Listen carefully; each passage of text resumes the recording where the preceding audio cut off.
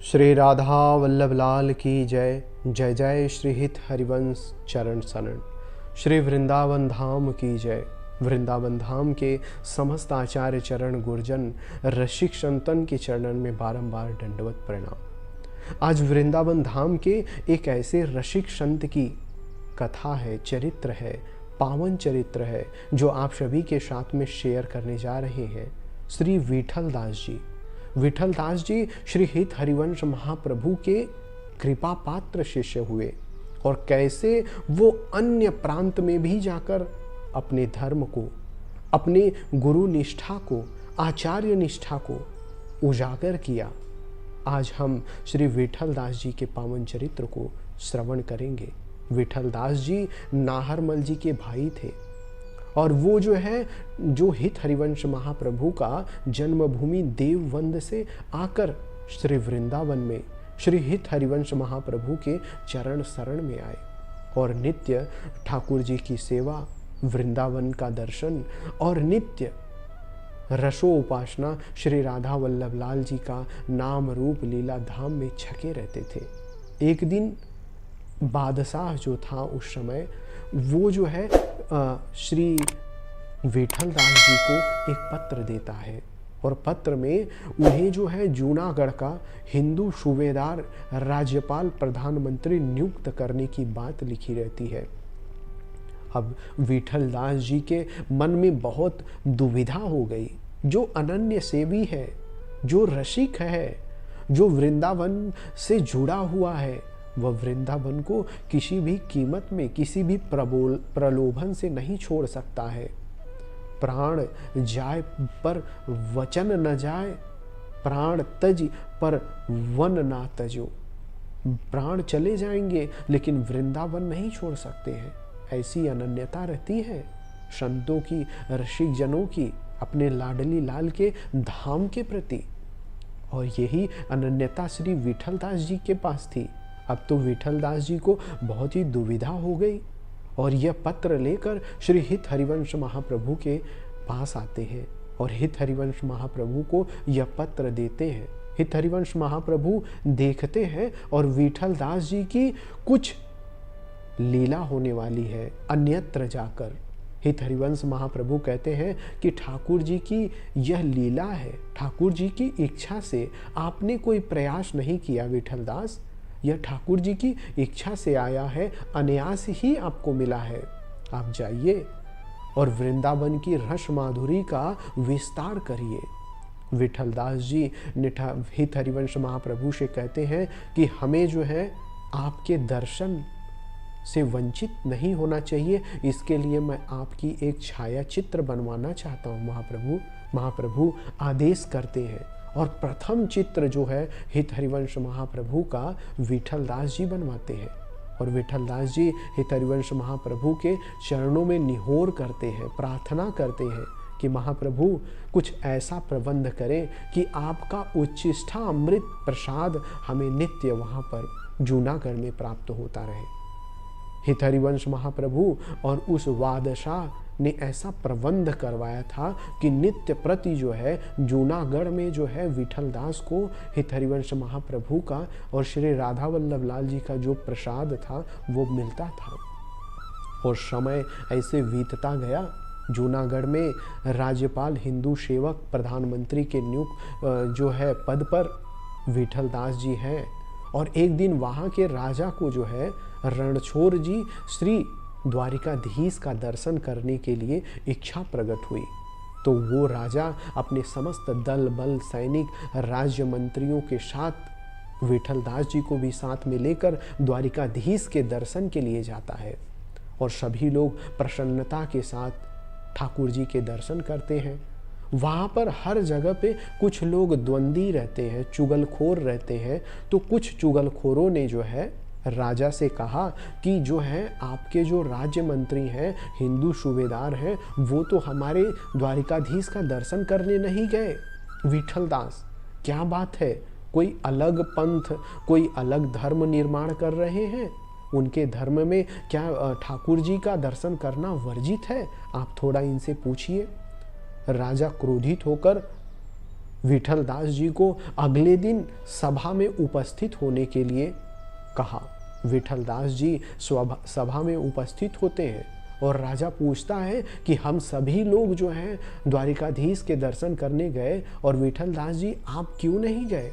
आप कोई नया मत लाना चाहते हैं, कोई नया धर्म, कोई नया पंथ लाना चाहते हैं?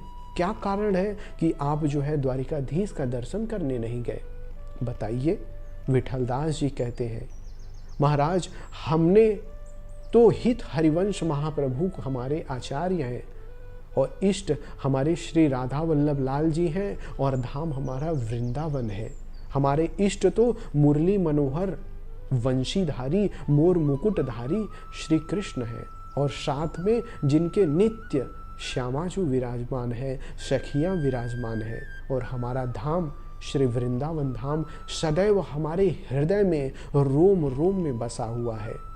अब यहाँ इस मन में तो पहले से ही हमारे ठाकुर हैं, तो दूसरे ठाकुर और वो भी चार भुजा ठाकुर को हमारे हृदय में स्थान नहीं है। हम कैसे बसाएं उनको? और राजा उनकी बात सुनकर क्रोधित हो जाता है और कहता है कि दिखाओ तुम्हारे शरीर में रोम रोम में कहाँ पर वृंदावन बस रहा है। और क्रोधित होकर उनको वस्त्र उतारने की आज्ञा देता है। और विठल दास जी ठाकुर जी की स्मरण करके, हित हरिवंश महाप्रभु को स्मरण करके भावावेश में अपने वस्त्र को उतारते हैं। कहते हैं देख देख इस शरीर की एक एक रोमकूप से लता पताएं मंद मंद सुगंधी मुरली की ध्वनि सुनाई दे रही है और हृदय कुंज में, हृदय स्थान में राधा वल्लभ लाल जी हित हरिवंश महाप्रभु वृंदावन की लीलाएं प्रकट हो रही है। वहां पर देखकर राजा थर थर कांपने लगा, सिंहासन से उतरकर विठल दास जी के चरणों में पड़ गया और जितने भी वहां पर राज्य कर्मचारी, जितने भी सैनिक थे, विठल दास जी के चरणों में लौट गए।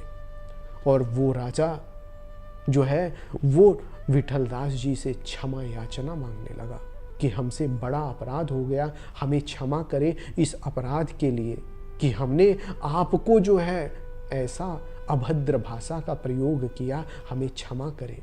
और राजा को जो है विठल दास क्षमा करते हैं और राजा जो है उस समय विठल दास जी को कभी भी अपने राज्य में, अपने राज सभा में उपस्थित होने के लिए नहीं बुलाता है। स्वयं अगर कोई धार्मिक चर्चा है, कुछ बातें हैं, तो खुद राजा जो है विठल दास जी के घर पर जाता है और निवेदन करता है और उनसे जो भी धर्म संबंधित वार्ता करता है। और हित हरिवंश महाप्रभु के कृपा पात्र विठल दास जी उनको, उस राजा को भी वृंदावन रस की रीति की पद्धति बताकर उसे भी अपना शिष्य बनाते हैं। और इस तरह रस माधुरी राधा वल्लभ संप्रदाय श्री हित हरिवंश महाप्रभु की जो आचार्य की पद्धति का विस्तार करके विठल दास जूनागढ़ में रहते हैं। एक समय की बात है जब हित हरिवंश महाप्रभु अपनी जो इस धराधाम से, वृंदावन से जो है अपनी लीला का संवरण करके नित्य निकुंज में सदा के लिए श्री श्यामा श्याम के साथ चले जाते हैं। तब जैसे ही यह बात विठल दास जी को पता चलती है, विठल दास जी हित हरिवंश महाप्रभु के वियोग में अपने शरीर के प्राण को छोड़ देते हैं। ऐसे धन्य है आचार्य, ऐसे धन्य है शिष्य, ऐसे धन्य है रसिक संत जो अपने इष्ट, अपने आचार्य, अपने गुरु के प्रगट दर्शन के वियोग से खुद अपने शरीर के प्राण छोड़ देते हैं। ऐसे थे विठल दास जी। विठल दास जी का पावन चरित्र बहुत ही दिव्य है। अगर हम श्री राधा वल्लभ लाल जी के हित हरिवंश महाप्रभु के चरण शरण में हैं, वृंदावन की रस पद्धति से जुड़े हैं, तो हमें इन सभी आचार्य चरणों के जो जीवन चरित्र है, उनके पावन चरित्र है, ठाकुर जी से विनती करनी चाहिए कि हे ठाकुर जी, हे लाडली लाल, हे वृंदावन धाम, इन आचार्यों ने जो अपने इष्ट के प्रति, अपने गुरु के प्रति जो भाव प्रकट किया, उसका किनका भी अगर हमारे पास आ जाए, वो भी कृपा से, लाडली जी के कृपा से, आचार्य की कृपा से, रसिक संतों की कृपा से, वृंदावन धाम की कृपा से अगर मिल जाए, तो हम वृंदावन में नहीं, वृंदावन के कहीं अन्य देश प्रदेश में भी रहते हुए लाडली लाल को अपने हृदय कुंज में, वृंदावन को अपने हृदय कुंज में बसा के और ठाकुर जी का स्मरण करते रहे। न जाने कौन से गुण पर दया निधि रीझ जाते हैं। आज की कथा यहाँ पर विराम लेंगे, फिर मिलेंगे। तब तक के लिए जय श्री कृष्ण, श्री राधा वल्लभ लाल की जय। जय जय श्री हित हरिवंश चरण शरण, श्री वृंदावन धाम की जय।